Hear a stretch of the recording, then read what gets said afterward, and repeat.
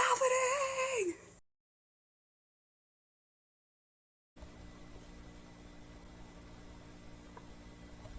Yay!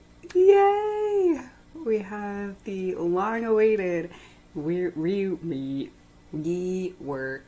for Vader and Palpatine. So, I mean, I'm already really excited because as you can see, I'm alive. I survived. I'm still not 100%, but I'm like at that level where I can like do things and I feel like I'm a human. So I'm feeling very excited, and these reworks just took me up to the next level. And thank you all so much for your kind messages. It really meant a lot to hear all these people wishing me well.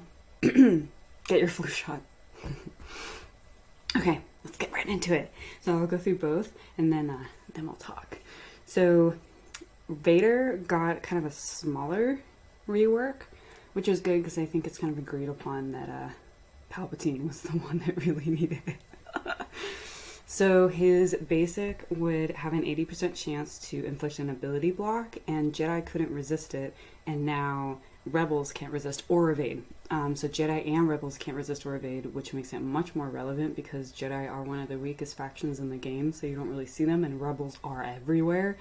But it is only an 80% chance to inflict it in the first place, so the other 20% of the time, if it's not being inflicted, then they won't get it. So you can still see Jedi and Rebels not being ability blocked, and that's because it doesn't have an 100% chance to apply in the first place.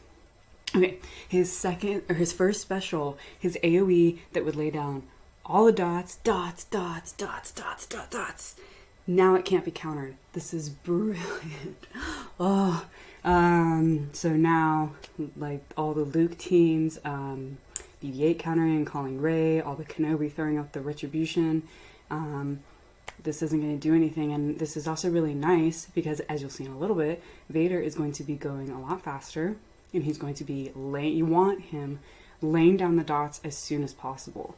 And with a lot of the AoEs in the game right now, for them to not just instantly die, you need to first have R2 like stealth them or do something like that. But now you can just have him go and lay down the dots and not have to worry about it. So that is huge. His saber throw special did not get changed, and his leadership did not get changed, which is fine. His leadership has a Zeta, so changing a Zeta is probably really tricky, and I think his leadership is fine. As a refresher, with his leadership, Empire and Sith gain offense, and they have a chance to remove turn meter that can't be resisted when they damage someone. And when Vader is alive, and this piece is important, while Vader is alive, enemies immediately regain damage over time for 2 turns whenever damage over time expires on them. So the way this sounds to me, and you'll see why this is important as we go through the rest of his kit and Palpatine's kit, it's expiring and then it's being put back on. It's not like they just stay forever until he dies. They go away and then they immediately come back. Okay. Now, Vader got his unique. Yay! No escape. There is no escape. And this has a Zeta, and all of these Zetas, we don't know, I don't think, what pieces are Zetas yet, but this does have a Zeta. So at the start of each encounter until the end of the encounter, so the whole way through, Vader will gain 8 speed until the end for each Empire ally, Sith ally, Jedi enemy, Rebel enemy. So we don't know for sure if it doubles up, like if he gets double for Palpatine because he's Sith and Empire, if he gets double for fighting Ezra, who's a Jedi and a Rebel, but we think that it does, but we're not totally sure. He is, I think this is the part that's Zeta, he's immune to turn meter reduction. I run Rey, and that's like what I do, so I'm like, ugh. And he will recover 5% health when a damage over time effect on an enemy expires. So this is why I was pointing out with his leadership, it says it is reapplied after it expires. So even when he's a leader, when that 2 turns is up and the dot expires and is immediately put back, he should still be regaining that health. And he's pretty tanky, and there's a lot of dots, so it's as the enemies are taking turns trying to kill him, if they have any dots on them, he's gonna keep healing himself back up. So I see this having the potential to be quite annoying. Okay, on to Palpatine. So Palpatine, his basic, the lightning, it didn't change. He still applies shock for 3 turns. That is a very long debuff. And he'll still gain turn meter for every shocked enemy. There is a little addition to the ability, but it's just defining what shock is. And basically it's health immunity, buff immunity, and like half of days. So they can't gain turn meter. They can still assist, but they can't gain turn meter. So if my Rey gets shock on her, she's not going to be gaining her turn meter. God. So she can't reduce the turn meter of Vader. She can't get her turn meter because of Palp. This is going to... I always kind of withhold Final Judgment until I get my hands on them and play them and see how people are using them, like in the game, in the real arena. But the hope and what it's sounding like is this is going to make Arena really kind of shake it up a bit, which is great. Okay.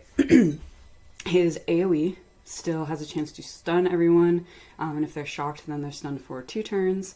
But his ability to give everyone offense up, that used to be on his second special where he would heal himself and take health from everyone, and now they've moved it to his AoE. And I think that is really cool, because I have found myself using his self-heal really early in a match to get that offense up. It makes a big difference on how hard they hit, and I was especially using it under a Nihilist league because then it could really heal really fast. So having that be on his AoE that he uses right away is very cool. Now his other special where he would heal himself by sucking out the health from everyone else, that's still the case. So he'll suck everyone's health, and then he will gain a bunch of turn meter for each shocked enemy. And then, and I really like this part too, all allies gain health steal up for 1 turn. And the reason that I like this is I have my memories of using Chirpatine, and Palpatine, he has no health steal. So he just stand there shocking and shocking and shocking and just never healing. And you would have to use like a character that would help him heal, or a leadership that would get him to heal, or use this ability, which might screw over your other allies. If they're about to die, I had to like sacrifice Maul a few Galactic Wars because I needed to heal Palpatine. It was, I don't know, so I like this a lot better, giving that option for health steal. And let's talk about the leader and then the unique. But something that I'm noticing, kind of see, is that a lot of this kit and a lot of the Sith kits are revolving around health. Okay, so the leadership, it will get a Zeta, and his unique will also get a Zeta. And again, I don't know which pieces are the Zeta, but there are Zetas there. So Palpatine and Vader will each have 2, which is nice. We were all kind of worried that we were going to get like a 4 Zeta tune, or that his basic was going to have a Zeta, which would be crazy, but just leadership and unique. The leadership, Empire and Sith have potency and max health. Jedi and Rebel enemies lose potency, they lose evasion. When Empire inflicts a debuff, they gain 20% turn meter, so if you debuff everyone, then you get to immediately go again. If a Sith inflicts a debuff, then they recover 20% health, so if they debuff everyone, that's their entire health pool. And then this part, this is the part, I think this might be the Zeta part, because this is just nasty. Actually, it might have to be the Zeta part, because I don't think any of the other part is different from what his leadership is now. So I think the Zeta is just this last sentence. When a debuff on an enemy expires, Empire and Sith allies, everyone gains 5% turn meter. And there are a lot of debuffs, and I mean, I'm not sure if this is gonna work the way it sounds, but like Vader's AoE, it does 4 debuffs on everyone. All 4 of those are gonna expire at the same time, and that's just like a ton of turn meter. And I can't like stop it with my days versus Vader. So Vader is just gonna get its, oh man. So if you have Vader under this lead, he's going to be laying down his damage over times. At least they will expire. But when they're expiring, he's gaining turn meter, he's gaining health, and they're just getting fast and they're gonna reapply all these debuffs. Oh, good lord. Rex might come back just to have that tenacity up. I miss the tenacity up, and reading all of this, I'm like, huh. But the other thing is Vader is going to be blazing fast with his leadership, laying down the dots. So I don't know, this is going to be tricky, and I'm really interested to see how this plays in. I know people are itching to get Darkseid in, so I can't wait to see what people play with, and I can't wait to get my hands on him. Okay, the unique.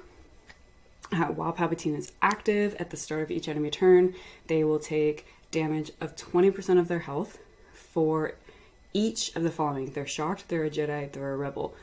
And this damage can't defeat them, which is great because that would just be so OP. So if you have a shocked Ezra, sounds like he's taking a 60% health hit.